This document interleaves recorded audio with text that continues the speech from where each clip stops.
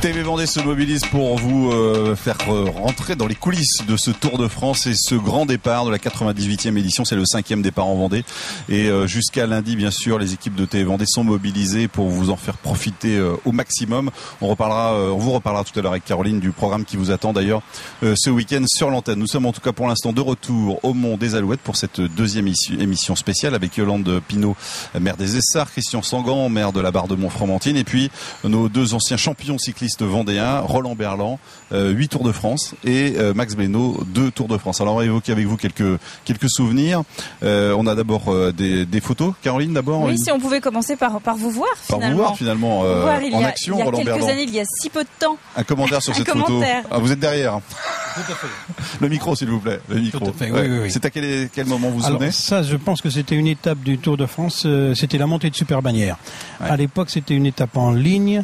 On faisait Luchon-Super-Bannière en ligne, c'est-à-dire 25 km, départ en bas, arrivée en haut, avec des éliminations à 12%. Donc, il ne fallait pas perdre trop de temps. Hein. À surtout 12%.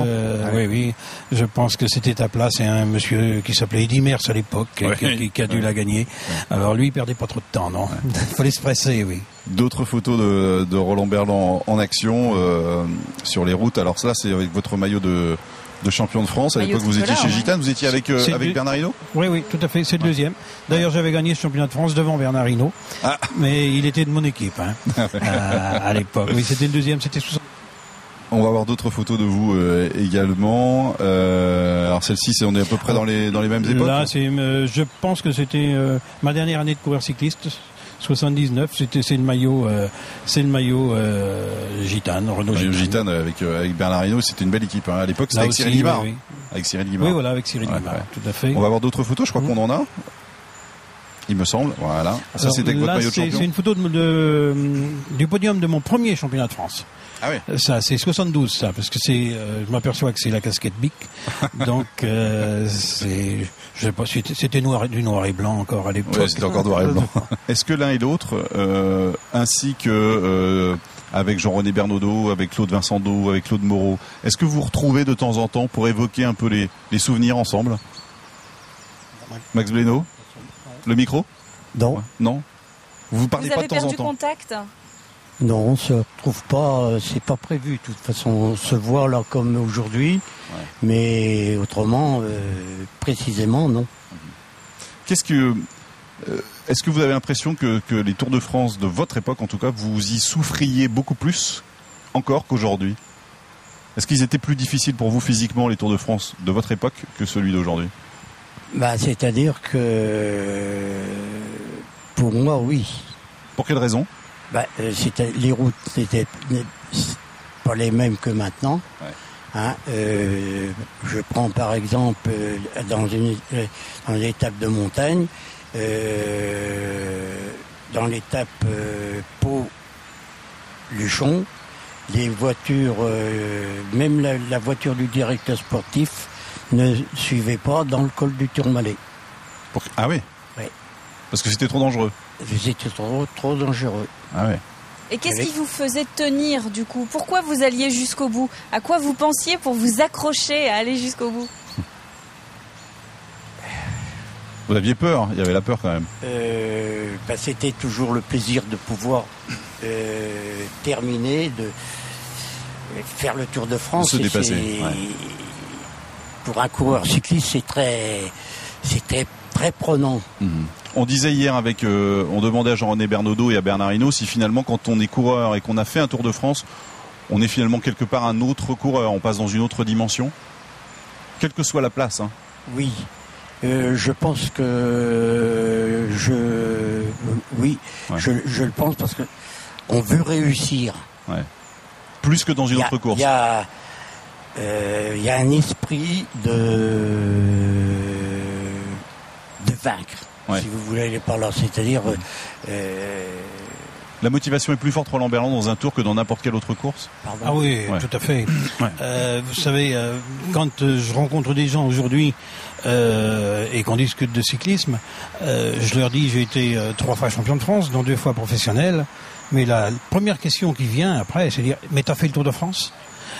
Ils disent pas t'as gagné une étape, t'as fait le Tour de France. Pour les gens, un coureur devient un coureur quand il a fait le Tour de France. Et le Tour de France, c'est effectivement la référence. Un coureur qui a été professionnel et qui n'a jamais fait le Tour de France, c'est une énorme frustration. Exactement. Oui, je les écoute, je bois leurs paroles, là, je suis en train de boire leurs paroles. Le Tour, il est déjà passé en Vendée, on l'a dit. Comment vous arriviez à gérer une course qui passait dans votre propre département ? Quand vous rouliez sur vos routes, ça vous est comment arrivé? on arrive à gérer ça? Ça vous est arrivé là? Ah oui, bien sûr. Mais c'était, vous savez, il y avait une excitation un petit peu pas normale le matin où on allait passer devant chez soi. C'est sûr qu'on n'était pas le même. Hein. Et moi, je me souviens en 1969, Tour de France passé en Vendée, et on était arrivé à La Rochelle la veille, on arrivait à Angers. Et Eddy Merckx avait le maillot jaune. Il avait pris le maillot jaune au départ. Et comme on passait à la Châtaigneraie chez moi, je dis quand même, je voudrais bien me montrer. Et j'ai attaqué à Fontenay-le-Comte dans la rue de la République. Et on est parti on s'est échappé à 9. Et dans l'échappée, il y avait un dénommé Zilioli à l'époque, qui était un équipier d'Eddy Merckx, qui normalement aurait pas dû participer à l'échappée puisque son leader avait le maillot jaune. Mais il nous disait sans arrêt, dès qu'on va plus me voir, je vais participer. Et puis effectivement, il a participé. On arrive à 4 parce qu'après on a perdu quelques copains en route. On arrive à 4 à Angers, on tombe à 2 parce qu'il pleuvait. Je tombe avec Godefroy et Zilioli donc gagne l'étape et il prend le maillot jaune. Donc le fait que je passais en Vendée a permis à Zilioli de prendre le maillot jaune dans le Tour de France et il a pris le maillot jaune à Eddy Merckx. Oh, Max Blénaud, vous avez couru en Vendée dans le Tour de France? Vous avez fait un Tour de France qui passait là? Oui, en 59. Ah oui. L'étape Nantes-La Rochelle. Nantes-La Rochelle. Oui. Ouais. Et votre motivation était plus importante? Un peu plus de pression? Oui. Ouais. On passait par la Motte-à-Char. Ouais. La Motte-à-Char, les sables, et puis le Pont-Rouge, et ensuite tout le Marais. Et on arrivait donc au vélodrome de La Rochelle. Est-ce que votre angoisse était un peu plus forte le matin du départ? Oui. Ouais. Oui. Ouais. Est-ce que vous aviez le temps de voir des gens que vous connaissiez sur le bord de la route en passant? Oui. Oui. Oui, on avait, mais alors c'était... rapide. C'était passager. Hein. Roland Berland, vous aviez la famille aussi à Châtaigneraie. En ce qui me concerne, moi j'avais pu m'arrêter. J'avais pu m'arrêter. On faisait l'étape de Saint-Jean-de-Mont-Royan. Et j'avais pu m'arrêter à Champagny-les-Marais. Je me souviens que ma femme était à Champagny-les-Marais, j'avais pu embrasser ma fille. C'était un petit peu quelque chose de convenu dans le peloton. 5 kilomètres avant, on pouvait partir comme ça, s'échapper. J'avais pu embrasser ma fille à ce moment-là, et j'avais dit à Luis Ocaña à l'époque, après m'être arrêté, méfie-toi, 2 kilomètres après, on va tourner à droite et il y a le vent de côté. Alors tu te méfieras. Et effectivement, il y a une échappée qui est partie là. Raymond Poulidor avait d'ailleurs loupé cette échappée et il avait perdu 4 minutes ce jour-là. Qu'est-ce qui vous plaît chez Thomas Voeckler aujourd'hui? Qu'est-ce que vous aimez chez ce coureur? Moi, Thomas Voeckler, j'admire son esprit de coéquipier. Parce qu'il y en a pas mal de champions comme lui qui n'aurait pas la même façon de faire comme il le fait lui. Parce que d'abord, c'est un chef. C'est un chef. Ouais, c'est un chef. Ouais. Puis il l'a prouvé là. Bien sûr. Il l'a prouvé encore dans le Dauphiné libéré. Exactement. Hein, en protégeant l'échappée de. En tout cas, il protège ses partenaires et il sait aussi les servir aussi. Les mettre en valeur. Voilà. Ouais. Et il a été aussi d'un grand soutien à Bernaudot quand l'équipe était en perdition. Ouais. Voilà, il cherchait un partenaire. L'équipe était en perdition. Ouais. Hein, et puis, vous voyez, à l'heure actuelle, ils ont de bons résultats. Ouais. Roland Berland, Thomas Voeckler, c'est un grand coureur, c'est aussi un grand homme, on peut dire aussi, parce qu'il a des qualités humaines. Il fait pas partie des très grands coureurs, bien sûr, mais je pense qu'il a un palmarès bien étoffé par rapport à sa valeur. Et ça, c'est tout simplement dû à son opportunité, parce que c'est un opportuniste, à son intelligence de course, hein, et effectivement aussi, à son abnégation dans l'équipe. Hein, il sait effectivement rendre service et on lui renvoie la balle. Mais il a une super intelligence de course, ce garçon. Il est très malin, très futé. Il observe beaucoup. C'est un garçon qui n'a pas besoin d'oreillettes. Lui, s'il n'y avait pas eu des oreillettes, je suis certain que ce coureur aurait encore un palmarès plus fourni. Vous pensez? J'en suis sûr. Il représente finalement l'état d'esprit des Tours de France d'il y a quelques années, non? Tout à fait. Tout à fait. On reconnaît des coureurs d'une autre génération. Je dis tout le temps que je vois du Jean Stablinski chez ce coureur. Jean Stablinski, c'était un petit peu ça. Il faisait pas partie des très grands coureurs et il a quand même eu un très grand palmarès parce que il savait tout observer. Il ne gagnait pas qu'avec sa force. Il gagnait avec sa tête également. Et c'est le cas de Thomas. Thomas, vous savez, un jour où il est en bonne forme, vous êtes à peu près sûr qu'il va pas faire d'erreur. Il dit tout le temps, quand on n'a qu'une cartouche et qu'on est en face d'un lion, faut surtout pas la louper. On n'aura pas une deuxième occasion. Exactement. Vous pensez, Max Blénaud, qu'on peut gagner le Tour de France uniquement avec la force, ou la tête doit forcément y être là aussi? Il faut l'ensemble. Ouais. Moi, à mon avis, il faut l'ensemble, parce que il faut peut-être la force, mais il faut l'intelligence également. L'intelligence de course. Ouais. Alors on doit souvent vous dire, mais c'était comment de votre temps, et qu'est-ce qui aujourd'hui vous plaît ou vous déplaît finalement dans ce qui est devenu le Tour de France, ou ce que sont devenus plus généralement les coureurs et ce métier de cycliste aujourd'hui?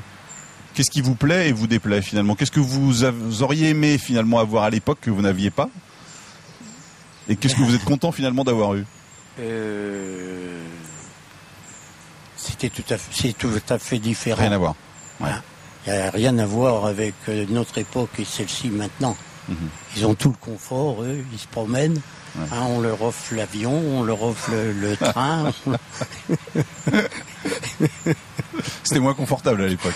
C'était moins confortable. Ouais. À l'époque, après les étapes, on était obligé de se taper les valises et puis grimper à l'hôtel. C'est vous qui preniez vos valises? Oui. C'est personne pour vous les porter. Et vous l'avez encore, votre valise, non? Oui. Je l'ai encore. Vous avez encore votre valise de cycliste? Oui. Tandis que maintenant, il y a le car, ils ont le petit café, ils ont tout à leur portée. C'est tout à fait différent. Est-ce que, Roland Berland, vous admirez autant les cyclistes et les grands champions d'aujourd'hui cyclistes que vous admiriez les Anquetil, les Ocaña que vous avez fréquentés ou les Merckx? Je les admire tout autant, ça il y a pas de problème. Par contre, je dois dire qu'on n'a pas la même attirance vers le champion, parce que ce qui me déplaît un peu dans le cyclisme d'aujourd'hui, c'est que le public côtoie beaucoup moins les coureurs. Ouais. Le public a beaucoup de mal à approcher les coureurs. Or le cyclisme est un sport où, au contraire, on a la possibilité normalement d'approcher le coureur, de le toucher, de le voir de très près. Voilà. Aujourd'hui, on ne voit plus ça. À l'arrivée, les coureurs, ils s'engouffrent vite dans l'autocar. Voilà. Au départ, ils sont dans l'autocar jusqu'à 5 minutes avant le départ. Je dois dire que c'est ce que je regrette. Et leur popularité aujourd'hui, les popularités du coureur moyen, est sûrement beaucoup moins forte qu'à notre époque. Il est beaucoup moins reconnu que nous ne l'étions nous. Allez, on ne connaît que les premiers finalement. On ne connaît que ceux qu'on voit à la télévision. Vous savez, l'équipe Europcar est près de chez nous. Si j'ai les 25 coureurs devant moi, je vais mettre 6-7 noms sur les visages. Je connais pas les autres. Je pense que c'était pas le cas il y a quelques années. Alors on va, comme on l'a fait hier avec Jean-René Bernodeau et Bernard Hinault, vous poser quelques questions, voir un petit peu si les expressions finalement cyclistes étaient les mêmes à votre époque qu'elles le sont aujourd'hui. Caroline a préparé quelques questions, vous allez nous dire un peu si elles vous inspirent quelque chose. Je pense que vous allez vous souvenir. Est-ce que vous vous souvenez de ce que signifie l'expression mettre la flèche? Est-ce que c'est s'échapper, sprinter ou abandonner? C'est abandonner. C'est abandonner, effectivement. Abandonner. Vous avez jamais mis la flèche, vous, Max Blénaud? Non. Jamais. non. Une autre expression, vous allez nous dire, Max Blénaud, ce que vous en pensez? Effectivement, que signifie être à la campagne? Est-ce que c'est s'échapper? Est-ce que c'est être lâché ou rouler lentement? Lâché. Tout à fait. Ah, très bien. Donc c'était Très déjà fort. des expressions que vous utilisiez à l'époque. Oui, oui. Ah Ça ouais. n'a pas changé finalement le vocabulaire. Non, ça n'a pas changé. On est dans la campagne, c'est-à-dire à ramasser les champignons. Le micro, c'est Et alors si le coureur... C'est pour les champignons, c'est les casquettes. le micro, près de la bouche, le micro. Oh, Merci beaucoup, merci beaucoup. Si le coureur qui est à la campagne est en plus une chaudière, ça veut dire quoi? C'est qu'il est dopé, c'est que c'est un bon rouleur ou c'est qu'il est dans le rouge? Ah, Mais votre hésitation est très significative c'est finalement. vrai, c'est une question de génération. Mais en même temps, elle en dit long. Bon, mais moi, je vais le dire parce que j'ai entendu dire, c'est qu'il est dopé. Bah oui, Eh, tout à fait. il est dopé. Il est dopé. Ah oui. C'est étonnant d'ailleurs votre réaction. Vous saviez pas que ce soit qu'il est dopé. Ça veut dire qu'il n'y a pas de... à cette époque-là, on ne parlait pas de ça. Évidemment. Une Bon. autre, une dernière. Une dernière. Allez, se mettre sur le flanc. C'est tomber, c'est se donner à fond ou c'est se protéger du vent? Se mettre sur le flanc. C'est se donner à fond. Eh oui, Bravo. tout à fait. Bon, Ah ouais, vous avez gardé la bonne mémoire des expressions. Merci vous beaucoup. pouvez en tout cas. remonter sur votre vélo. Merci beaucoup. Juste un mot pour terminer avec Yolande Pinault et Christian Sangan. Vous savez déjà à quoi vont ressembler vos journées. Alors demain, donc pour vous Christian Sangan, vous savez à peu près le programme de votre journée. Vous allez avoir le temps de profiter du tour ou vous allez être un peu partout? Demain. Vous allez Pour le vous départ lever du très tour tôt. samedi. Pour le samedi, oui, on n'a pas encore tout à fait notre emploi du temps, mais j'ai cru comprendre Ouais. Ça allait être bien que Il y avait des j'allais cyclistes pas chez vous. avoir beaucoup de temps à moi. Il y a des journalistes qui m'ont appelé pour me dire à quelle heure on peut venir vous voir. Je suis incapable de leur dire parce qu'il semblerait que ça se bouscule Pas mal. avec le départ, avec les signatures. Non, je Yolande crois Pinault, que- alors vous remettrez le maillot, normalement vous serez sur le podium pour remettre le maillot à Oui, l'équipe je vainqueur. pense, oui. Ouais. Et puis, je sais que à partir de l'ouverture, enfin de l'accueil du PC Secours à la mairie, à partir de 9h jusqu'à fort tard, après la réception le soir au château, que l'emploi du temps sera très chargé et surtout il sera chargé et aussi il y aura les difficultés pour se déplacer d'un point à l'autre. Ouais, Ça bien sûr. va augmenter le temps, ça. Merci beaucoup Yolande Pinault, Christian Sangan d'être venu. On vous souhaite un bon tour dans vos communes respectives. Merci Max Blénaud, merci Roland Belland d'être venu. C'est pas terminé, vous restez encore avec nous 2 minutes le temps qu'on termine l'émission. Le temps Et d'expliquer c'est que... pas terminé le Tour de France sur Voilà, TV Vendée. pour nous c'est fini, mais que le Tour de France ce n'est pas fini sur TV Vendée.